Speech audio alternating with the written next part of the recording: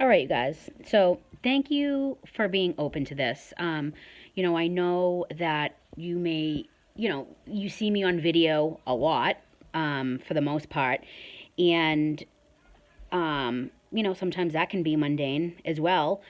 You're like, another video. Like, this is the thing. I know. I try to put myself in your shoes, and I'm not your boss. I'm not here to tell you what to do. I just want you to succeed, and I want to share with you what's working for me, or the growing pains that I've already gone through, so you can learn from me, so you can be better than me or than I ever was or will be. Um, so I want to always be respectful of your time and your family's time, because I get it. Like, I literally just sat and thought to myself, oh my gosh, how many times did I get on a Zoom call at 9 o'clock, and I was just like, oh my gosh, closing my eyes at 7:30, or like as soon as I put the kids down. Um, so I'm here for you, to lead you the way that you need me to, not the way that I want to, right?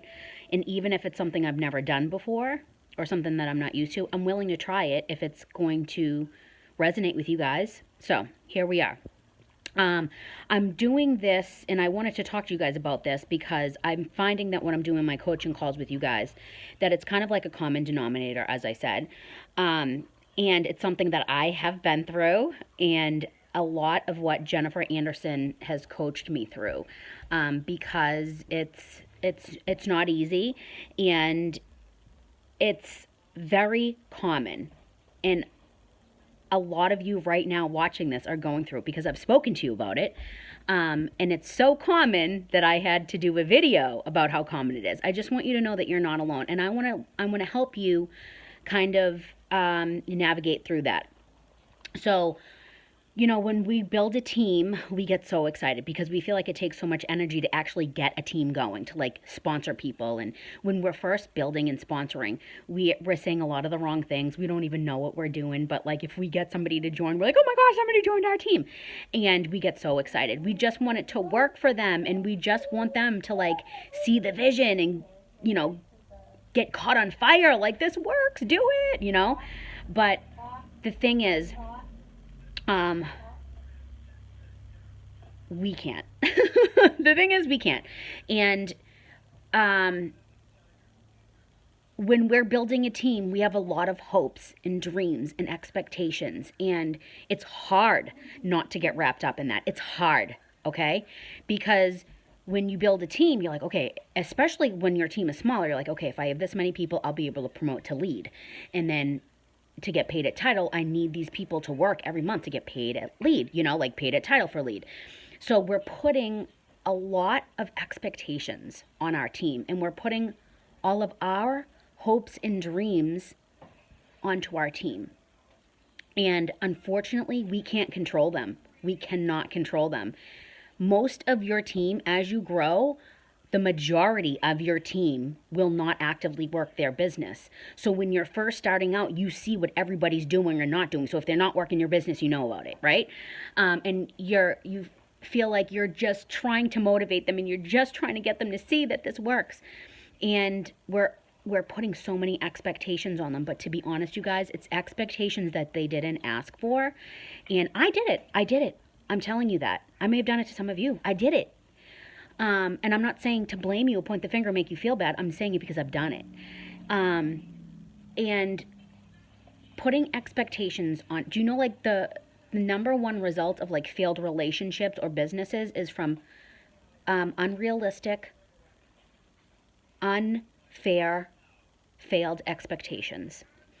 That would be the same as me saying to you guys, like, guys, I need you to get 2,000 PRV each this month for me to get paid at title, right? Like, that's not fair. If we're arguing with our husbands, most of the time it's because we put some kind of unfair expectation on them they don't even know about. And then if they don't, meet that expectation, then we're mad at them. And it's just the truth, right?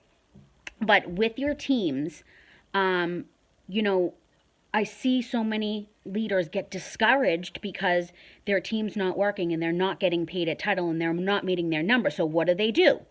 Right? And then if I do a coaching call, it's like I didn't meet my GWV because my team's not working. And I get that. I get it. I said the same exact things. But now that I've kind of gone through those. I have whole different sets of issues and, coaching things that Jen goes through with me now. But that's something I've already gone through, and I can come out on the other side and tell you that there's nothing you can do about that. And if you're just going to put all of your hopes and dreams and wrap them up into somebody else, like, you can't have all your hopes and dreams wrapped up in another person, right? You can't make them work. And if they don't do it, you're going to be disappointed. But we can't do that to our teams. And I know you're excited. And I'm not even speaking to one of you. I'm just saying in general, because I've been there. We can't wrap all of our vision, goals, hopes, and dreams into a person on our team because they may not work. And if they do, awesome. We're always going to match their effort. Am I saying train them? Yes. Yes. Okay? Because coaching and training, it's not a one-time thing. It's a relationship that you have.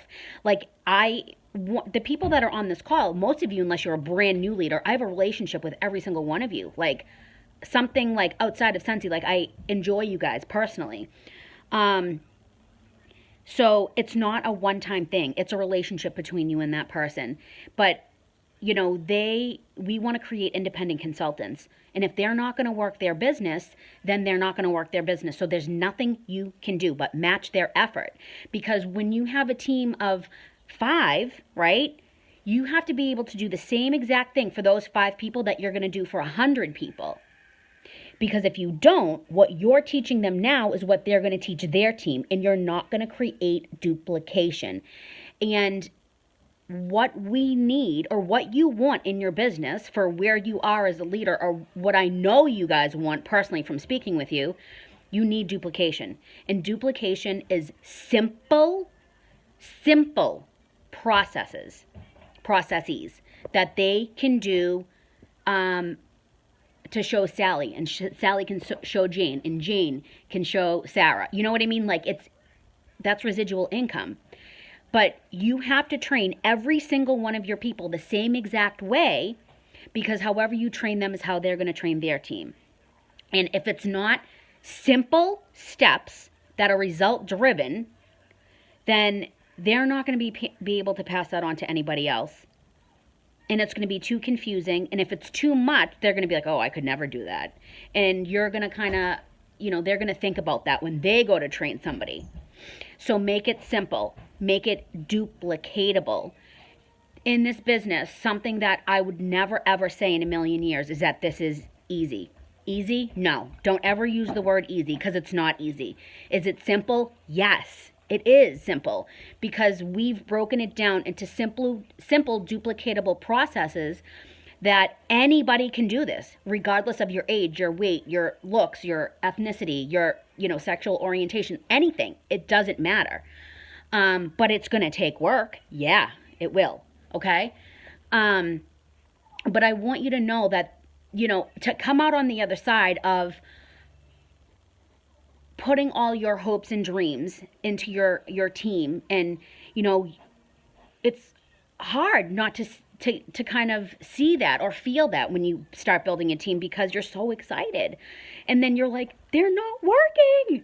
But it's so common. It's so common. The only thing that you can control in that situation is to continue to build your team, and you work with the people that show up for their business, okay? Because when you have 5 people, you feel like you can have a relationship with every single, like, you're following up with what they're doing. You know what they're doing every day, day in and day out, and whether they're working or not. Like, when you have 5 people, you feel like, oh, you know so much about them, right? Because your numbers are so small, and it's hard not to get caught up in that. But then when you have 100 people, right? And trust me, 100 people's not even, like, I want to have like 3,000, more than, I want to have thousands and thousands of people on my team. But I'm just saying, I can already feel it now, where if I were still trying to manage and train and follow up and motivate people like I did when I first started building a team, then I would have no time in the day. I would be mentally and emotionally exhausted, and that is not duplicatable. If I really focused on duplication from the very beginning and made it as simple and easy and like repeatable for every single person, like I train the same exact way, then I would have made my business a lot easier. But that's why I'm here to tell you, okay? So I really just wanted to go over that with you. And you have to remember, you can't control what others do in your business. The only thing you can control is for you to keep sponsoring. That's the only thing that's going to make a difference. And about 1 out of every 10 people that you do sponsor will be a rock star. And those people change your business. You guys, okay? But everybody matters either way, whether they're just getting active every month or every 4 months. It's still going to contribute towards your GWV, but we can't make them work. We can't make them want to work. The only thing that we can control is ourselves and how much we get involved in their businesses when they're working, okay? We're not going to chase people down if they're not working. That's on them. So, you know what? You're going to work your business anyway. The only thing you can do is continue to build, is to continue to grow your team, okay? Because if they're not going to work and you're waiting for them to work, then your team is dying. Your team is dwindling down, and you're not going to get paid a title. You're not going to promote. You're not going to make money. You can only control yourself, and you can only control your business, and your business always comes before your team. It does. So that's all I wanted to say. If you have questions, let me know. This was as short as I could get it to you guys, without rambling on and on and on and on and on.